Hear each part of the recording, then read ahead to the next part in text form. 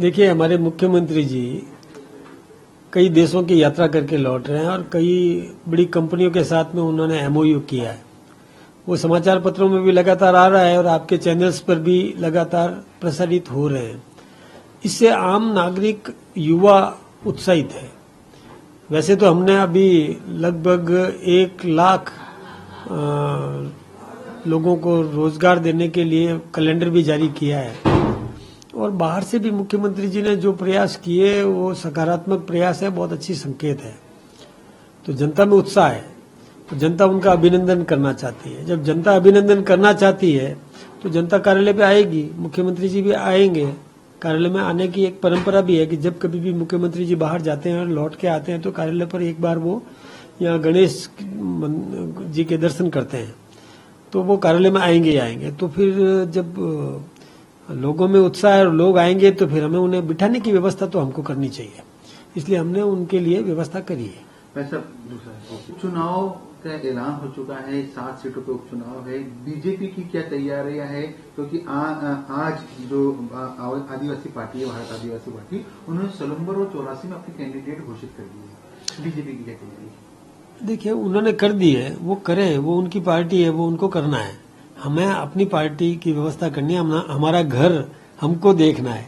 इसलिए उन्होंने कर दिया कि किसने कर दिया उससे हमारा कोई लेना देना नहीं है। हम अपनी तैयारी के साथ, हमने हमारी जो भी समीक्षा करनी थी, समीक्षा करने के बाद में राष्ट्रीय नेतृत्व ने हमसे जो राय ली, पूछा गया एक जो हमसे, वो हमने दे दिया। अब जो ही नेतृत्व उस पर अपने सर्वे के आधार पर, क्योंकि सर्वे हम भी कराते हैं, वो भी कराते हैं, सब मिक्स करने के बाद में जो भी सर्वे के आधार पर उनका निचोड़ निकलेगा, निर्णय होगा, वो घोषित करेंगे। हमारी तैयारी पूरी है। हमारा देखिए, बूथ मैनेजमेंट तगड़ा है, हमारा पन्ना प्रमुख की नियुक्ति वगैरह हमने सब की हुई है, हमारा संगठन सुदृढ़ है। और फिर राजस्थान और केंद्र सरकार के जो बजट की घोषणाएं हैं वो हम जनता के सामने रख रहे हैं और जनता हम पर विश्वास व्यक्त कर रही है।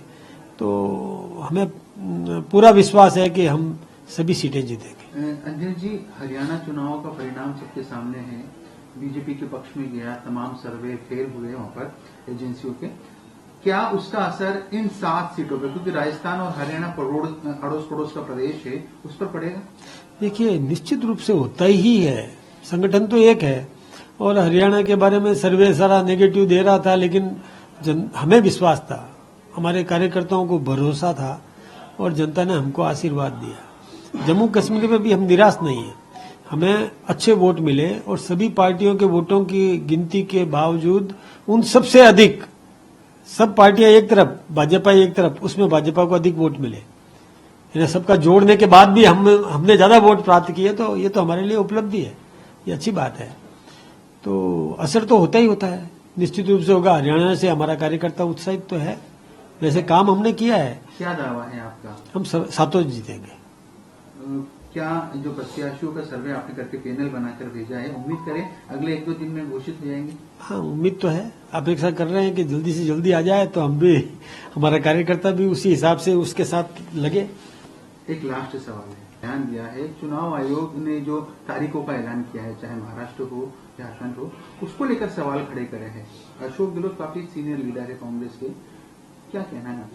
शायद वो सोचते थे कि उनसे पूछ के तारीख घोषित करें, ये ठीक बात नहीं है। उनको ये ऐसी अपेक्षा नहीं करना चाहिए। चुनाव आयोग स्वतंत्र है हिंदुस्तान में और वो अपना निर्णय खुद करते हैं। कोई अशोक जी गहलोत साहब से पूछ के करे, ये तो मुझे तो नहीं लगता है कि उनसे पूछना चाहिए था। Thank you.